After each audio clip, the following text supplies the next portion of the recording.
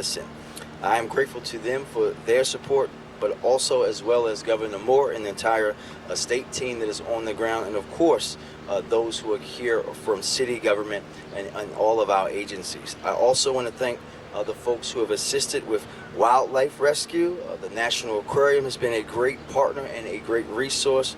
Coordination with the Tri-State Bird Rescue in Delaware is ongoing. In Harford County, thank you, has provided assistance through their American Kennel Club Pet Disaster Relief Resources. So I want to give you a few updates. We are now roughly 26 hours into this coordinated response. Folks have worked through the night and the day to mitigate the impact of the spill and have made significant progress in a short amount of time. This morning, we laid out where we wanted to be at this point in the process, and I'm thankful to say that we have met many of those objectives and are exactly where we need to be at this particular time. Tonight, we will strategically pause operations to further assess current progress and allow our diligent responders and contractors to regroup, also known as they need to sleep. We need the workers to be restful, and we have to be mindful that they've also been working in the heat today. In a moment, Fire Chief Wallace will lay out what a presence will look like this evening. Second, this evening, residents can expect continued road closures. Central Avenue will remain closed between Lancaster and Point Street. Again, that's Central Avenue between Lancaster and Point Street. That includes pedestrian and bicycle traffic as well. Drivers and pedestrians may encounter ongoing delays in the area as a result. And finally, once again, I want to underscore our gratitude to the women and men who have worked tirelessly to address this spill. We committed to doing this right and committed to doing it together, and that means ensuring the safety of our residents and wildlife above all else.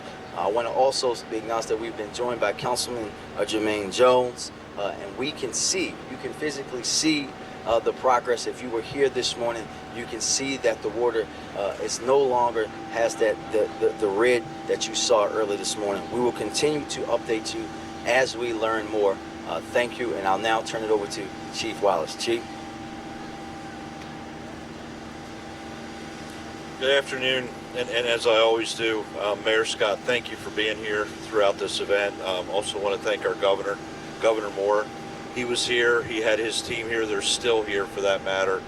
So I want to thank you both. This morning when we briefed, I kind of laid out a plan of where I thought we would be today, and I also spoke about how we were going to get there. So I'm going to update that at this point. So throughout the day, we've had 4 contract companies here on the ground working. Those companies have used 5 vacuum trucks throughout the day, and in addition, they've launched 2 boats. So we've attacked this problem from both on land and on the water. We've also carried out a what we call a flushing operation. So the Baltimore City Fire Department deployed resources strategically to areas north of this location with the intent of opening hydrants and pushing the product that remained inside the storm system. We wanted to push that down. We want to do it because we want to control how that happens and not be dependent on severe weather and creating a situation that gets beyond our control. Not long after we initiated that operation this morning, we began to see the results. So we began to see the fuel pushing down. We could see the red. If you were here, you saw the harbor start to get real red again. So that's been a successful operation. While that's happening, though, we had to have contractors in place with what we call skimming capability. So they put devices on the water. That water skims, or those devices skim the surface of the water with the intent of pulling the product off of the water. It's vacuumed up into the vac truck. So that's really the process. We've had a significant change, as the mayor said, and you can see that behind us. If you were out here this morning, that water was red. Last night it was even worse. It was like wine. Today, as we stand here now, the water's beginning to return to its normal color, and instead of seeing overall red, you see small streaks of red, some sheen, patches of red. So that's very indicative of the fact that we've been able to not only isolate the product, but we've been able to remove it from the surface. We're also taking additional proactive containment approaches. So in addition to the countermeasures that you see behind us, we are also deploying what we call harbor boom to various areas around towards the Fells Point area. The reason we're doing that is we're being proactive. We know we've had a discharge of product where we stand right now. We cannot guarantee that we will not have further discharge of product if a heavy storm comes through. So we're proactively placing containment boom in the Fells Point area. In the event that there's discharge over there, we're able to capture that real quick. Finally, we're going to maintain crew presence tonight. That crew will be somewhat smaller than what's out here right now. As the mayor said, from the fire department through city agencies, through the state of Maryland, Maryland Department of the Environment, MDEM, a lot of state agencies through federal level. Our people have been working around the clock since yesterday afternoon. Many of us that are here now have been here since yesterday afternoon. So we're going to strategically reduce in size some of our workforce that's here. However, we will be maintaining a very strong presence throughout the night. So that should this situation change, we're able to react to it very quick. And then tomorrow morning, you'll see us right back out here again. We're going to continue working. So at this point, I'm going to hand it over to DNR Secretary Josh Kurtz, and I'm also going to thank him. His crews have been instrumental today, as you're about to hear, but they've been a huge help to Baltimore City government, so I want to personally thank him as he steps up to the mic. Thank you so much, Chief. And thank you so much to the local government, to our state agencies, and to our federal partners. The quick action really limited some of the impacts we were seeing with our wildlife in the area. I also want to thank the aquarium and Tri-State, as Mayor Scott said. The work that they're doing is critically important for us to protect these wildlife. Our wildlife response team has been on site since yesterday evening. We've been working to do two things. One is to move animals that have not been impacted by the spill into safe areas. We're lucky that birds are molting currently, so we're actually able to walk them into different areas. For birds that have been impacted and other wildlife, we've been rescuing them, and they are going to Tri-State. Tri-State is a certified organization that works on any sort of spill response for wildlife. They'll be cleaning the birds, reptiles, giving them health checks, and then releasing them back into their native habitats. We've had a marine unit out here today continuing to look for any potentially impacted wildlife and rescue anything that we can. At this time, 25 birds and 3 turtles have been transported up to Tri-State. We are going to continue to have our marine unit, our wildlife response teams present. We'll continue the work of keeping animals away from the water, and if any animals do come in contact with it, we'll take necessary precaution to ensure that they're safe. At this time, I want to turn it over to Jeffrey Donahue, who is the Director of Emergency Preparedness and Response at the Maryland Department of Environment. Thank you. Thank you, Secretary Kurtz. We've been working, teamwork effort here, fantastic partners, city, state, local, federal counterparts, as well as through the responsible party, focusing our efforts on recovery of product. So initial efforts were to contain to the small area behind us, and now we're working to recover the product that we can. We have taken some calls over the course of the day regarding sheen. So like I said, we're focusing on recoverable product, which is like the deep pockets of red where it's heavy oil. There is some thin film residue that you'll see like behind us, silver sheen and rainbow sheen. But like I said, our efforts are focused where the bulk of the product is. So with that, I'd like to turn it back to Mayor Scott. Thank you much. And now we will take questions. We could have folks step up to the mic for questions so your colleagues can capture sound. Thank you. Right here.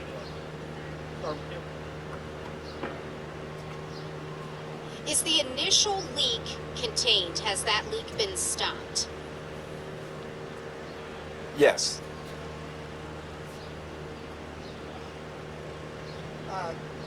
Any more indication on what caused the spill logistically? It seemed like there were some tanks overfilled, but how did that happen? Yeah, I think we said, you weren't here earlier, we answered this question earlier today.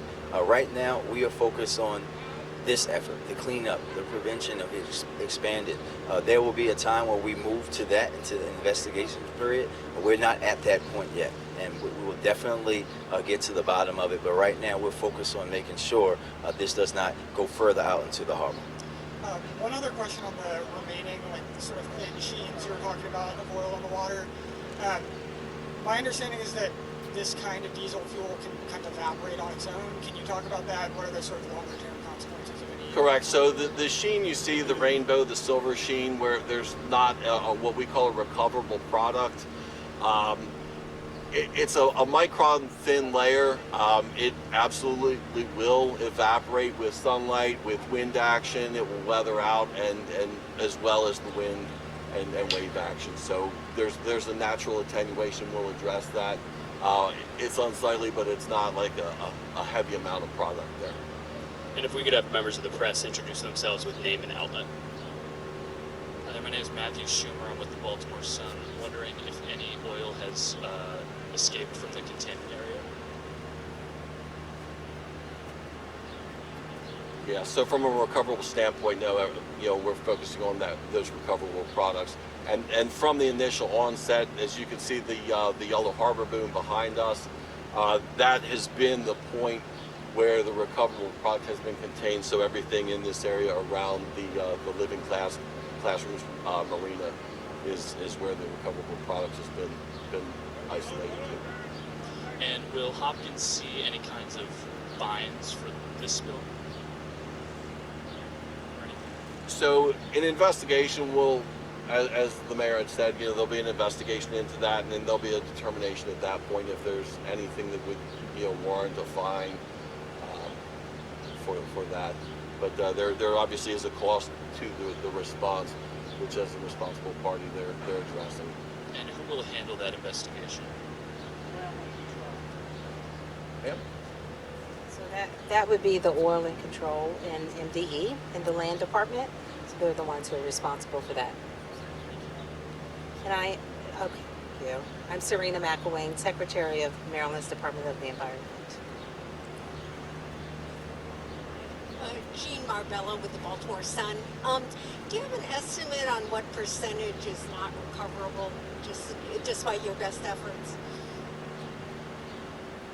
So at this time, it's really difficult to get a number on that. So we're recovering product. It's a mixture of oil and water. Even with skimming technology, it's not a 100% ratio. So best guess, we have sorbents that are recovering product.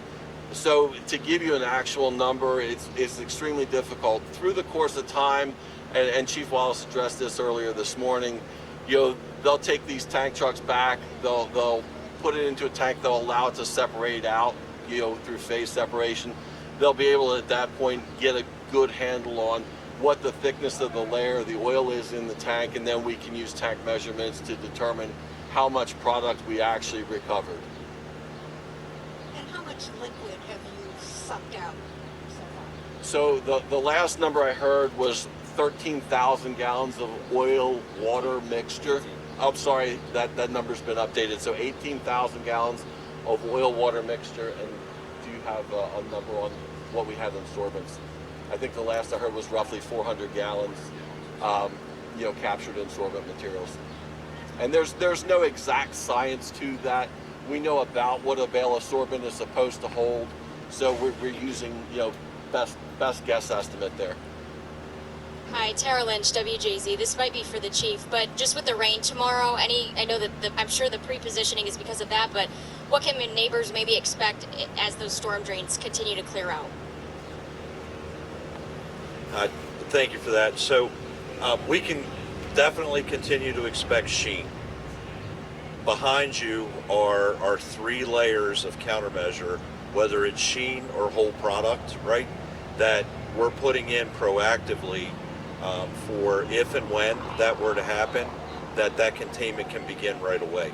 The harbor boom itself is kind of a damming mechanism, but then the hydrocarbon boom that you'll see, the white boom, that's meant to actually absorb.